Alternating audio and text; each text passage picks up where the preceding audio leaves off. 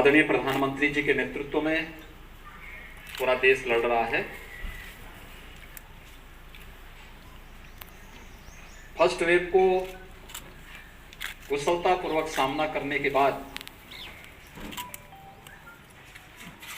अचानक second wave का जो प्रहार हुआ,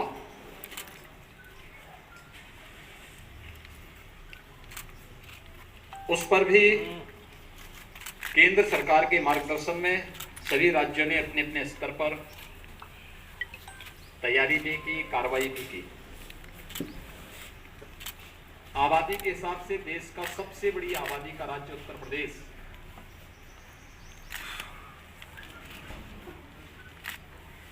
इस पूरी लड़ाई में पूरी मजबूती के साथ अपनी कार्रवाई को आगे बढ़ाया है। प्रदेश के अंदर और प्रदेश के बारे में जो आशंकाएं थी कि सेकेंड वेव में अप्रैल लास्ट से लेकर के मई के द्वितीय सप्ताह तक प्रदेश में 1 लाख केस प्रतिदिन आएंगे, इसे भी प्रदेश शासन, प्रशासन, हेल्थ वर्कर, कोरोना वॉरियर्स, जनप्रतिनिधिगण और जनता जनार्दन ने मिलकर प्रदेश के अंदर अगर हम देखें तो सबसे अधिक पॉजिटिव केस आए थे 24 अप्रैल को 38,055।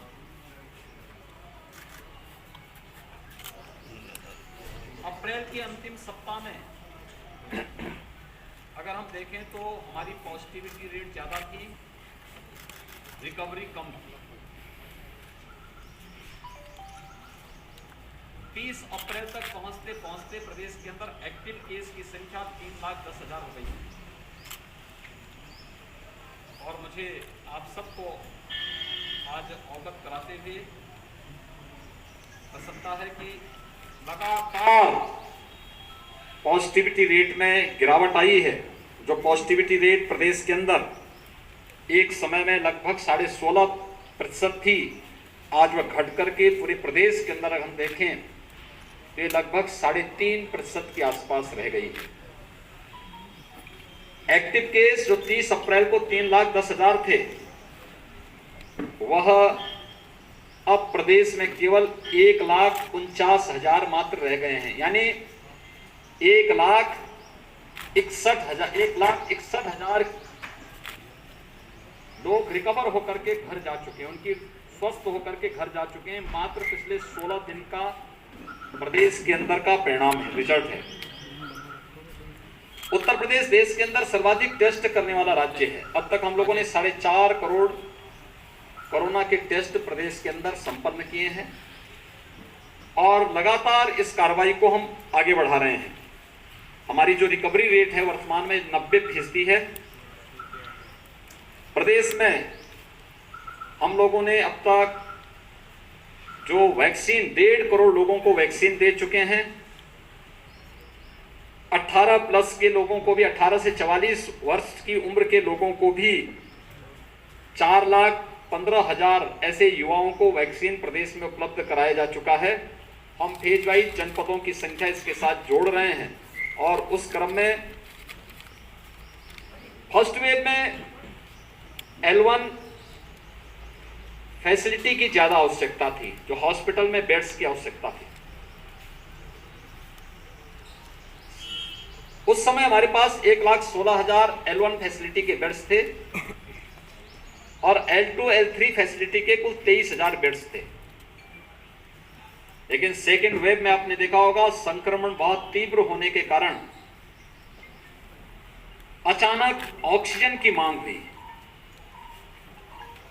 रेमडेसिविर की मांग हुई, अचानक दवाओं की मांग बढ़ने लग गई। कुछ स्थिति को पैनिक भी बनाया गया और जनता में स्वाभाविक रूप से घोड़ लगी ऑक्सीजन के लिए, रेमडेसिविर के लिए, इन सभी चीजों के लिए। हमें हमेशा इस बात को ध्यान में देना होगा कि आपदा के समय धैर्य हमारा सबसे बड़ा मित्र होता है। लेकिन कुछ लोगों ने जानबूझ करके जब जनता के संबल को बनाना चाहिए था, मनोबल को बढ़ाना चाहिए था, जब अपने हेल्थ वर्कर्स के मनोबल को बढ़ाने की आवश्यकता थी, उस समय उनके मनोबल को गिराने, भय का वातावरण पैदा करने का कुछ लोगों ने शरारतपूर्ण चेष्टा भी की और उसका परिणाम है एक स्थिति पैनिक हुई और उसके कारण हर व्यक्ति ऑक्सीजन के लिए दौड़ पड़ा, हर एक व्यक्ति रेमडेसिविर के लिए दौड़ पड़ा और एक प्रकार की एक समय तो सिचुएशन ऐसी थी कि जैसे अव्यवस्था की सी स्थिति पैदा होगी।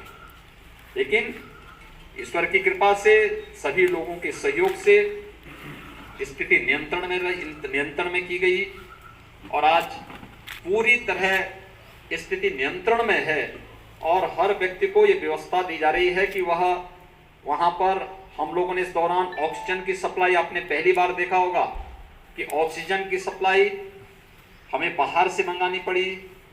भारत सरकार ने ऑक्सीजन एक्सप्रेस चलवाई, वायुसेना के विमानों का इस्तेमाल ऑक्सीजन के टैंकर को लाने ले जाने में इस्तेमाल किया गया और ये लगातार चला है। फर्स्ट वेव में हमारी प्रदेश की कुल आवश्यकता ऑक्सीजन की जो होती थी वो 300 मीट्रिक टन की हो जाती थी, लेकिन सेकेंड वेव में यह बढ़ करके 1000 मीट्रिक टन तक पहुंच गई। हम लोगों ने लगातार इस कार्रवाई को आगे बढ़ाया है, लेकिन साथ साथ हर जनपद ऑक्सीजन में आत्मनिर्भर हो सके, इसके लिए भी आदरणीय प्रधानमंत्री जी के मार्गदर्शन में एक कार्रवाई प्रारंभ हुई और अब प्रदेश के अंदर हम लोग इस समय 300 से अधिक ऑक्सीजन प्लांट लगाने की कार्रवाई को आगे बढ़ा चुके हैं। मुझे ये कहते हुए प्रसन्नता है कि आपके मुजफ्फरनगर में भी 6 ऐसे प्लांट लगने जा रहे हैं जो यहाँ पर 4 पहले से थे, उनकी क्षमता कम थी, 6 नए प्रस्तावित किए गए हैं जिनको हम यहाँ पर लगाने जा रहे हैं। हम लोगों ने वर्तमान में जो एक आशंका व्यक्त की जा रही है कि गांवों में इन्फेक्शन बहुत ज्यादा फैल चुका है, राज्य सरकार उसके प्रति पूरी सतर्क है। 5 मई से ही हमारी गांव-गांव में घर-घर सर्वे का काम चल रहा है। हमारी निगरानी समिति स्क्रीनिंग का काम करती है। स्क्रीनिंग के बाद लक्षण युक्त और हर संदिग्ध व्यक्ति को मेडिकल किट उपलब्ध करा रही है। उन लोगों को होम आइसोलेशन में रहना है, क्वारंटीन सेंटर में रहना है या हॉस्पिटल में पहुंचाना है, इसको तय करती है और सूची इंटीग्रेटेड कोविड कंट्रोल सेंटर में उपलब्ध कराती है। ICCC से 24 घंटे के अंदर रैपिड रिस्पांस टीम उस गांव में पहुंच करके एंटीजन टेस्ट कराती है। एंटीजन टेस्ट के बाद भी अगर कुछ लोगों में संदेह है तो उनका RT-PCR जांच करवाने का कार्य हो रहा है। एक बृहद पैमाने पर एक कार्यक्रम जहां चल रहा है, वहीं साथ ही साथ ये भी तय किया गया है कि स्वच्छता, सैनिटाइजेशन और फॉगिंग की कार्रवाई भी हर एक गांव में हो, कंटेनमेंट जोन में हो। राज्य सरकार ने यह भी तय किया है कि हम लोग जरूरतमंदों को मुफ्त में भोजन उपलब्ध कराएंगे। कम्युनिटी किचन हर एक जनपद में प्रारंभ किया गया है। शासन स्तर पर 71 जनपदों में स्वयं चल रहा है, शेष 4 जनपदों में स्वयंसेवी संस्थाएं संचालित कर रही हैं, लेकिन राज्य सरकार उसको सपोर्ट कर रही है। हमने राज्य सरकारों से आज सुबह ही मैंने बैठक ली और मैंने इस बारे में कहा है कि नहीं, राज्य सरकार सभी 75 जनपदों में स्वयं भी चलाए और स्वयंसेवी संस्थाओं के माध्यम से भी हम लोग इसको चलाने की कार्रवाई करें। तो ये कार्य हमारा युद्ध स्तर पर पूरे राज्य के अंदर चल रहा है। कंटेनमेंट जोन में डोर स्टेप डिलीवरी को भी आगे बढ़ाने की कार्रवाई हमारी चल रही है और हम लोग उसको आगे बढ़ाने का कार्य कर रहे हैं। अभी जो आशंकाएं व्यक्त की जा रही हैं थर्ड वेव के प्रति हम लोग पूरी तरह सतर्क हैं और हर जनपद को कहा गया है, अभी से थर्ड वेव के बारे में आशंका है कि बच्चों पे ज्यादा बच्चे इससे संक्रमित हो सकते हैं। यद्यपि पहले ही उसमें कहा, पहली फर्स्ट वेव में ही ये बात कही गई थी कि हाई रिस्क कैटेगरी के लोग बाहर न निकलें, खासतौर पर जिसमें 60 साल से ऊपर के लोग, 10 साल से छोटी उम्र के बच्चे, गर्भवती महिलाएं, कम इम्यूनिटी के लोग, कमजोर इम्यूनिटी के लोग और एक से अधिक बीमारी से ग्रसित कोई भी व्यक्ति घर के बाहर न निकले, घर में भी मास्क धारण करें। किसी भी व्यक्ति को बाहर निकलना है,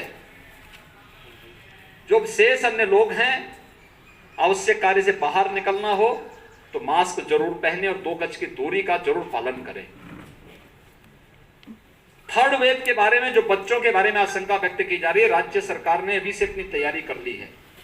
हर जनपद में पीको के निर्माण की, पीडियाट्रिक आईसीयू के निर्माण की कार्रवाई, मैन पावर की ट्रेनिंग की कार्रवाई, पीडियाट्रिशियन, गायनेकोलॉजिस्ट, इन सब की ट्रेनिंग की कार्रवाई राज्य के अंदर हम लोगों ने प्रारंभ की है।